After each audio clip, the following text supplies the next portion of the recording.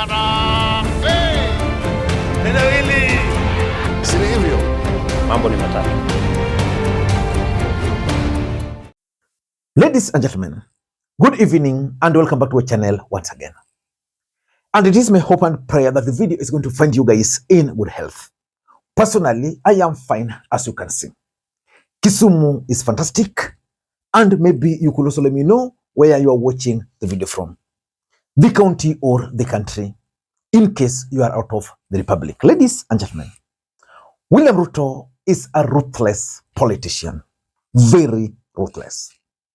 And today, Kimani Wamatangi, the governor for Kiambu County, came face to face with William Ruto's ruthlessness during the burial of Kimani Ichung'wah's father. For those who followed that event, something very interesting took place. Kimani Wamatangi was never given an opportunity to address the mourners. Why do you think that happened? It happened because William Ruto wanted to punish, he wanted to humiliate, and he wanted to embarrass the governor. And he did exactly that. And for those who've been following this channel, I've always told you that in any political event, you must pay very close attention to two things. The first thing you should always pay a close attention to is normally the seating arrangements. Of course, the president is the head of state, and therefore his seat is normally reserved. The question then is always who sits to the right of the president, who sits to the left of the president. Who receives the president? If you followed today's event, Wamatangi was nowhere near the president. This was a funeral, but it was by design. The fact is, anytime the president is visiting a place, his protocol team always go ahead and they arrange those seats. Normally, like in that particular burial, the governor ought to have been somewhere very close to the president. That was not the case. He was pushed very far away, next to the chair of the budget committee, Atandi and Felix Oduor Jalamo. That was by design. The second thing which you should always look out for is the protocol, how they speak. Who hands over the microphone to who is allowed to speak, who is not allowed to speak. In this event, in an ideal situation, when the president landed, the person who ought to have received the president was Kimani Ichung'wah, by virtue that it was the burial of the father. On hand or at hand was supposed to be Kimani Wamatangi.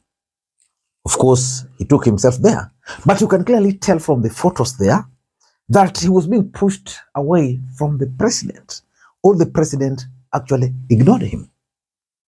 But the most interesting part is that in an ordinary protocol, it was the governor who was supposed to speak, then probably hand over the microphone to either the president or someone else.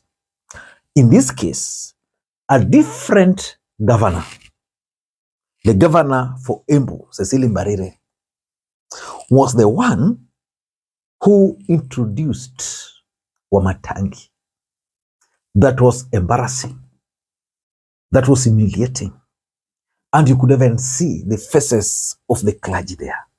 As a matter of fact, I'm not so sure whether Wamatangi will be able to recover. Watch this short clip.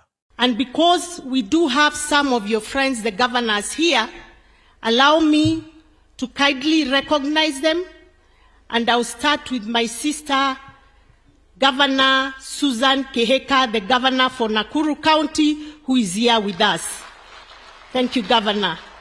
And then I'll go to my brother, Sakaja, Johnson Sakaja, the governor of the great county of Nairobi.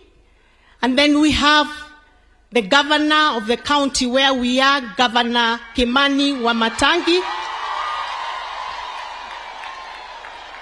And I want to say thank you to all of them for coming here today to condole with the Ichung'wah family Asanteni sana. My brother, oh yes, we have got Governor Wesley Rotich, the governor for Elgeyo Marakwet, who is here with us.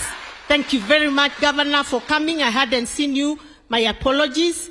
And we are happy that most of you have been able to come here today.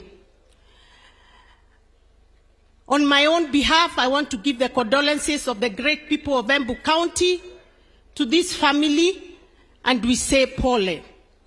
And because in politics, nothing happens out of mere coincidence, everything in politics is normally well planned, well scripted, and executed to achieve a specific political objectives. In this video, I want us to figure out why William Ruto and his handlers decided to humiliate Kimani Wamatangi the way they did. Before you do that, for those who are watching this channel for the first time, please take a second or two, click that subscribe button so that next time we produce a video like this, YouTube will automatically notify you. And to the subscribers, I want to continue thanking you guys for your continued support.